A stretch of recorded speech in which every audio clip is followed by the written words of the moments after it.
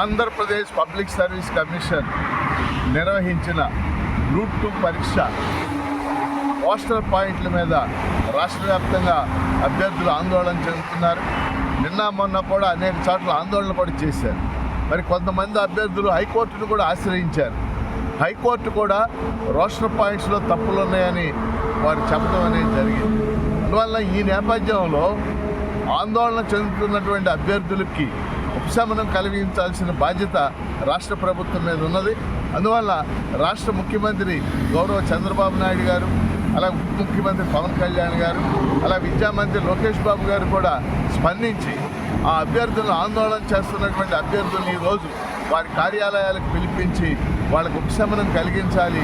ఆ పరీక్షకు సంబంధించినటువంటి ఎటువంటి నిర్ణయాలు తీసుకోవాలో వాళ్ళతో చర్చించాలని కూడా నేను ప్రభుత్వానికి విజ్ఞప్తి చేస్తున్నాను. అభ్యర్థులు వేలాది మంది ఈ తీవ్రమైనటువంటి ఆందోళనలో ఉన్నారు. ఈ ఆందోళనకి ఉపశమనం కలిగించాల్సినటువంటి బాధ్యత రాష్ట్ర ప్రభుత్వం మీద ఉంది. రాష్ట్ర ప్రభుత్వ ప్రధాన కార్యదర్శిపై కూడా ఉన్నదని చెప్పేసి నేను తెలియజేస్తాను.